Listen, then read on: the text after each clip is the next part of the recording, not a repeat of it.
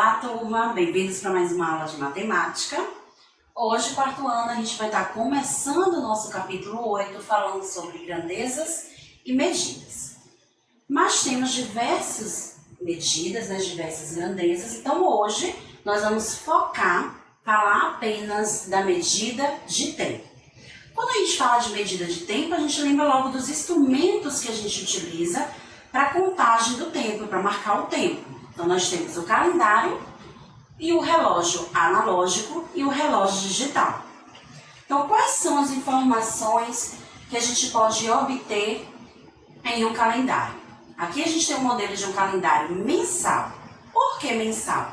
Porque ele vai identificar apenas informações de um determinado mês.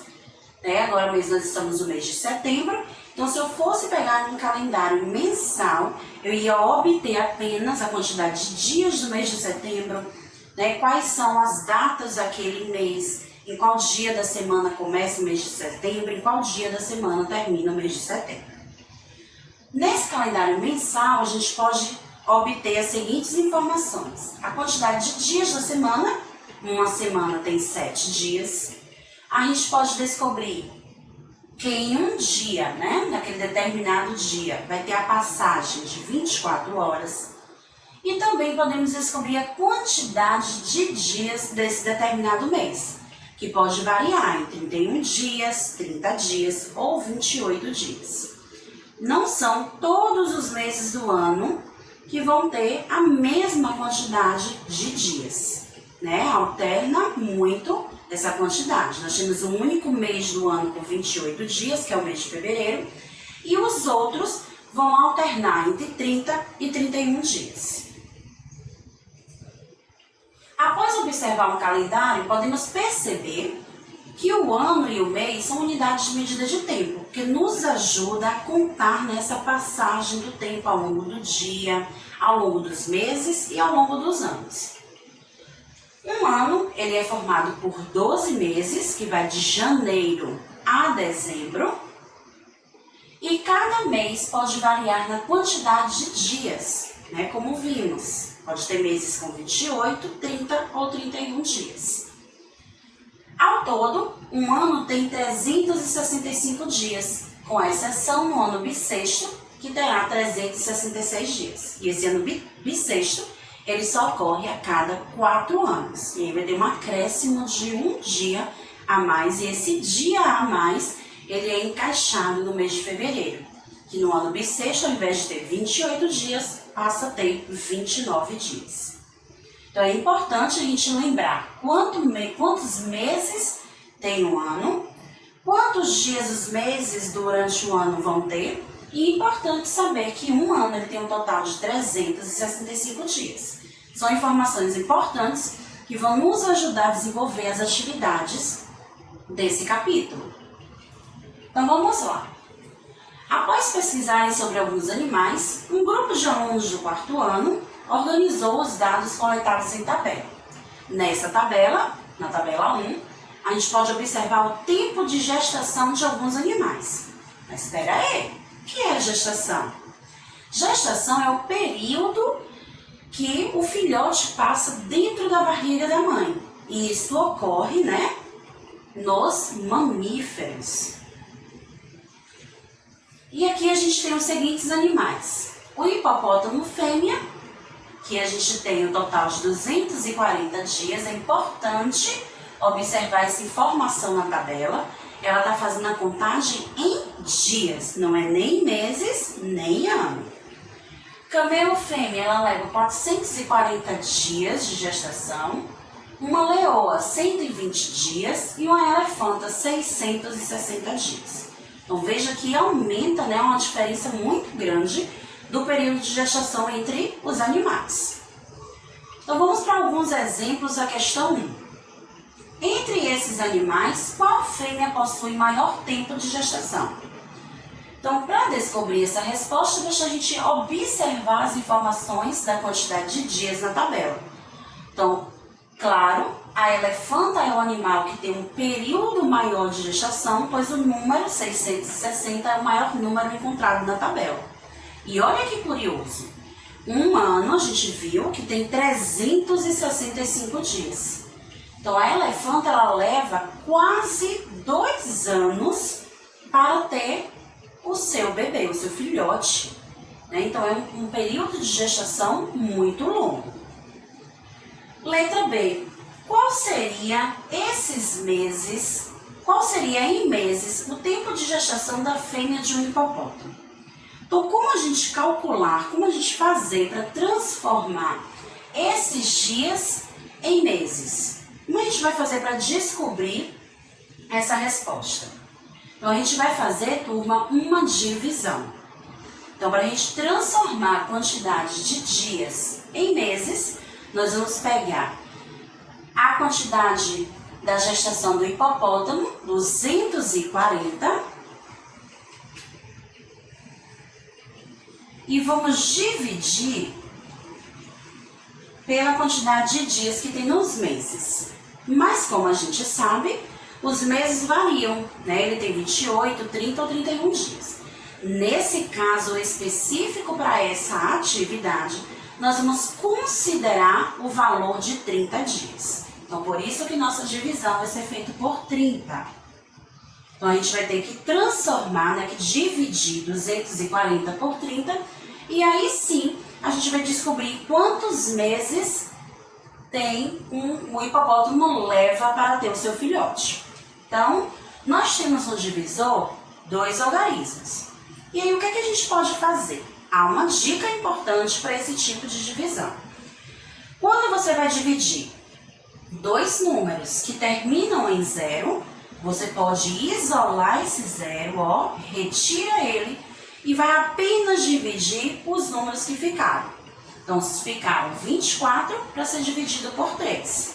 Então, qual o número na tabuada do 3 que vezes 3 eu encontro 24, que pode chegar próximo? É o 8. Pois 8 vezes 3 são 24. E 24 menos 24, 0. Então, quantos meses leva a gestação do hipopótamo fêmea? 8 meses. Foi o resultado da nossa divisão. O outro exemplo, qual é o tempo de gestação em meses de uma leoa? Então, mais uma vez, a gente precisa descobrir o tempo de gestação de um outro animal, nesse caso, a leoa. Nós vamos também descobrir esse resultado fazendo uma divisão. Nós vamos pegar o tempo de gestação da leoa em dias, nesse caso 120, e vamos dividir por 30, porque é o número que a gente está considerando de dias que há em determinado mês.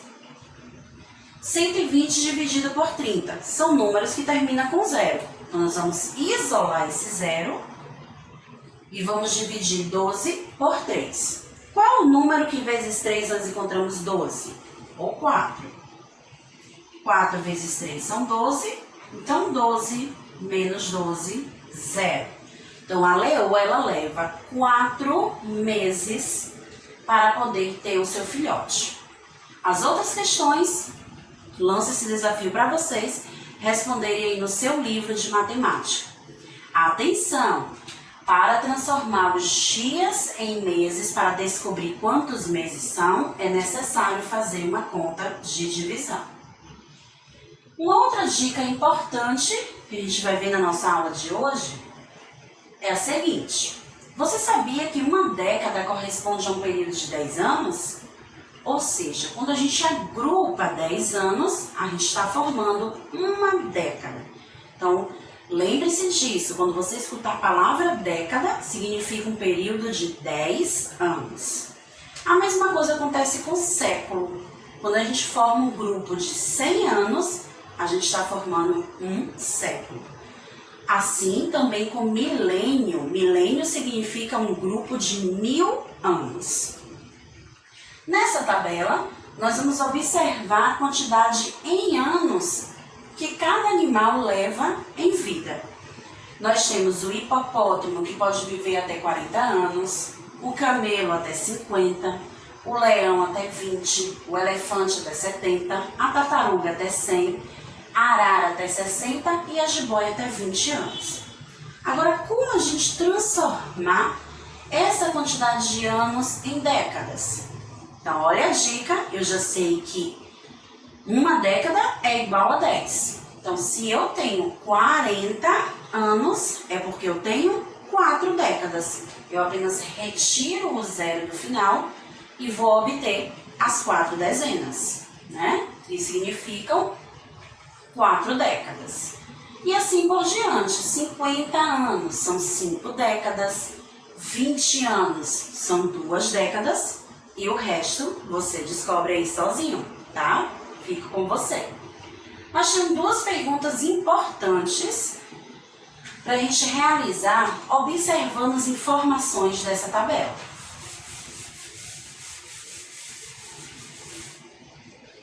A pergunta 1. Aproximadamente quantos meses vive um leão? Como assim? Se minhas informações estão em anos, como eu vou descobrir quantos meses esse leão pode viver? É simples. Para realizar essa pergunta, descobrir a resposta dessa pergunta, nós vamos fazer uma multiplicação. Nós vamos pegar a quantidade em anos que esse animal vive, no caso o leão, ele vive 20 anos, e vamos multiplicar esse número pela quantidade de meses que tem em um ano. Então, um ano é formado por 12 meses. Então, já que eu quero descobrir em meses, eu multiplico por 12, que é a quantidade de meses que há em um ano. Então, 2 vezes 0, 0. 2 vezes 2 são 4. Vamos agora para a dezena. 1 vezes 0, 0. 1 vezes 2, 2. Vamos somar para descobrir o resultado. 0, 4 mais 0, 4, 2. Então, o leão, ele vive aproximadamente 240 meses. Ou seja, em 20 anos, vai caber 240 meses. Segunda pergunta. Aproximadamente quantos meses vive um elefante? Então, a gente vai encontrar esse resultado resolvendo através também de uma multiplicação. Só que agora nós vamos procurar na tabela a informação da quantidade de anos que um elefante vive, 70 anos. E vamos multiplicar esse número vezes a quantidade de meses que tem em um ano. Então, 70 vezes 12. 2 vezes 0 são 0. 2 vezes 7, 14. 1 vezes 0, 0. 1 vezes 7, 7. Somamos as nossas respostas. 0, 4, 8. E assim a gente descobre que o elefante ele pode viver até 840 meses. Ou seja, dentro de 70 anos, cabem 240 meses. Vamos ver uma informação importante ainda sobre calendário. No comecinho da aula, nós vimos o calendário mensal. Aqui, nós temos um modelo de calendário anual. Por que anual? Porque nesse único calendário, a gente pode obter informações de todos os meses do ano. E há uma coisa importante para a gente aprender quando a gente observa esse calendário. Um ano, ele tem um total de 12 meses. E a gente pode agrupar esses meses para formar bimestres, trimestres e semestres. Quando a gente agrupa de 2 em 2 meses, nós formamos os bimestres. Então, se eu tenho um total de 12 meses e eu vou agrupando de 2 em 2, eu vou formar um bimestre, março com abril, 2 bimestres, maio com junho, 3 bimestres, julho com agosto, 4 bimestres, setembro com outubro, 5 bimestres, novembro com dezembro, 6 bimestres. Então, ao agrupar de 2 em 2, nós teremos dentro de um ano um total de 6 bimestres. Mas também podemos agrupar de 3 em 3 meses, formando assim os trimestres, que vem de 3, né? Tri vem de 3. Então, nós podemos agrupar janeiro, fevereiro com março, formando um trimestre. Abril, maio e junho, 2 trimestres. Julho, agosto e setembro, 3 trimestres. Outubro, novembro e dezembro, 4 trimestres. Ou podemos agrupar de 6 em 6 meses. Então, se o ano é formado por 12 meses, a gente vai ter 2 semestres. O primeiro é formado de janeiro a junho e o segundo é formado de julho a dezembro. Nesse momento agora, nós estamos no mês de setembro. Setembro está localizado no segundo semestre do ano. Além de usar o calendário para medir o tempo, nós também utilizamos o relógio. E a gente tem 2 tipos de relógio. O analógico, esse relógio de ponteiros, e o digital, né? Aquele relógio que aparece já aquela hora exata que está sendo marcada pelos números. No relógio digital, os números são contados, né, de 1 até o 24, que é o total de horas que formem um dia. Já no analógico não, só os números que aparecem no relógio analógico é do 1 ao 12. No analógico nós temos as horas representadas pelo ponteiro pequeno, e uma hora ela tem um total de 60 minutos, e os minutos representados pelo ponteiro maior, e 1 minuto ele precisa ter um total de 60 segundos. Um lembrete importante: um dia tem a duração de 24 horas, que se refere ao intervalo de tempo chamado entre dia e noite. O relógio analógico precisa dar 2 voltas para marcar 24 horas. Por isso, o dia pode ser dividido em 2 partes de 12 horas. Então, como eu disse antes, o relógio analógico ele não tem um total de números 24. Então, já que o número 24 pode ser formado com 12 mais 12, então por isso que nós vamos ter esses 2 períodos. 12 para representar uma parte, o outro 12 para representar a outra parte. Então, por isso que é necessário ele dar 2 voltas para completar um dia. O ponteiro menor indica a hora, como já vimos, o maior os minutos, e aparece esse terceiro ponto no relógio, que indica os segundos, que é esse mais fininho e que gira mais rápido no relógio analógico. Nesse caso, o ponteiro menor está apontando para o 5, aqui no relógio, e o ponteiro maior está apontando para o 12, indicando assim que são 5 horas e 12 minutos. Um outro ponto importante da gente observar nos relógios analógicos é que cada número representado nele, ele vai representar também a quantidade de minutos. Então, quando o ponteiro grande estiver apontando para o 1, são 5 minutos. Quando estiver apontando para o 2, são 10, para o 3 são 15, para o 4 são 20, para o 5 são 25, para o 6 são 30, ou seja, metade do relógio. E assim por diante, até ele completar 1 hora inteira, chegando no 12 mais uma vez. Vamos para o nosso exemplo de hoje, envolvendo a medida de tempo. Um programa de televisão começa às 14 horas e 30 minutos e termina às 16 horas e 45 minutos. Qual é o tempo de duração desse programa? Então, como a gente pode descobrir quanto tempo esse programa leva? Lembrando que começa às 14 horas e 30 minutos e termina às 16 horas e 45 minutos. Então, eu preciso primeiro identificar quantas horas se passaram. Então, de 14 para 16 se passaram 2 horas, pois 14 menos 16 são 2. Então, já se passaram 2 horas. Agora, eu preciso descobrir o minuto 30. Então, vamos voltar no nosso relógio. Onde é que eu tenho aqui no relógio o número 30? Aqui, indicando para o 6.